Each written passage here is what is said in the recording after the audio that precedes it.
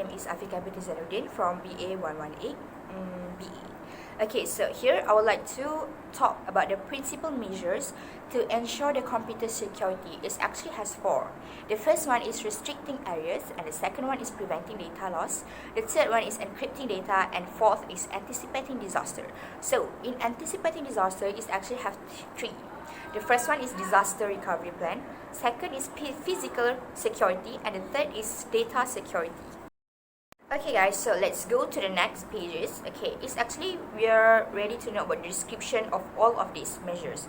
So the first one is restricting access. So as we know, the restricting access is first, limit access to authorized persons using such measures like password and also the firewalls. And for the second one is encrypting data. As we know, the encrypting data is actually a code all message sent over a network. And the third one is anticipating disasters. Okay, the description for this anticipating disasters is prepare for disaster by ensuring physical security and data security through a disaster recovery plan, just like disaster incidents. Okay, and then the fourth is preventing data loss. So the preventing data loss is actually routinely copy data and also store it at a remote location. Okay guys, so we're gonna move to restricting access. I would like to give a talk about the restricting access. The first one's, okay, actually as I said before, this is the meaning, the deep meaning is actually an adult with an intellectual or cognitive disability. It just means restricting the adult's access, like at a place where the adult receives disability services, and to an object to prevent the adult using the object to cause harm, like the adults or the others. So next we'll go to the the example of the restricting access. The first one is biometric scanning. As you can see here in the picture, the first one is fingerprint scanners, and the second picture is iris eye scanners. Okay, so I will pass next topic to my friend. Thank you. Hi and Assalamualaikum. My name is Rihan Sofia binti Muhammad Arif, and I will present three subtopics, which is dictionary attack, automate security tasks, and encryption. Alright, first we start with dictionary attack. Use software to try thousands of common words sequentially in an attempt to gain an auto-risk access to a user's account.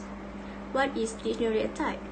A dictionary attack is a systematic method of guessing a password by trying many common words, and there are simple variations. Attackers use extensive lists of the most commonly used passwords, popular pet names, fictional characters, or literally just words from a dictionary, hence the name of the attack. Next is automate security tasks. There is 3 points from automate security tasks. First is security suites. Security suites provide collection of utility programs designed to protect your privacy and security. Security suites are multiple security programs bundled together in a single package or suite of programs, where an antivirus is a single program with a specific function. Security suites offer a wider range of device protection. Next, firewalls. Security buffer between a corporation's provide network and all external networks. A firewall is a network security device that monitors incoming and outgoing network traffic and permits or blocks data packets based on a set of security rules. Its purpose is to establish a barrier between your internal network and incoming traffic from external sources such as the internet, in order to block malicious traffic like virus and hackers. So, last from automate security tasks is password managers. It helps to create a strong password. A password manager is a computer program that allows users to store, generate, and manage their password for local applications and online service. A password manager assists in generating and retrieving complex passwords, storing such passwords in an encrypted database, or calculating them on demand. Last subtopic from me is encryption. Coding information to make it unreadable except to those who have the encryption key, which is email encryption protect email. File encryption use hypertext transfer protocol secure which is HTTPS, Virtual Private Networks, VPNs, encrypts connects between company networks and their remote users, wireless network encryption restricts access to auto-risk users, and WPA2, which is Wi-Fi protected access. So that's all from me. Thank you. Anticipating disasters. These trends can be limited and even reversed by anticipating predictable disasters and acting early to protect the most vulnerable from their impacts. For that reason, anticipatory action is increasingly becoming embedded within the humanitarian system and disaster risk management plans, shifting the focus from response to protecting people ahead of shocks and relying on pre-agreed plans and finance is a faster, more dignified, and more cost-effective approach to disasters and crises. Physical security. Physical security is the protection of personnel, hardware, software, networks, and data from physical actions and events that could cause serious loss or damage to an enterprise, agency, or institution. This includes protection from fire, flood, natural disasters, burglary, theft, vandalism, and terrorism. Most people think about locks, bars, alarms, and uniformed guards when they think about security, while these countermeasures are by no means the only precautions that need to be considered when trying to secure an information system. They are a perfectly logical place to begin. Physical security is a vital part of any security plan and is fundamental to all security efforts. Without it, information security, Chapter 6, software security, Chapter 7, user access security, Chapter 8, and network security, Chapter 9, are considerably more difficult, if not impossible, to initiate.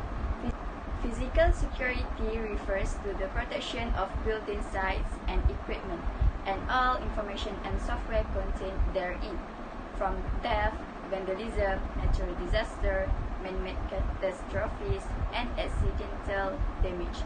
For example, from electrical surges, extreme temperatures, and spilled coffee.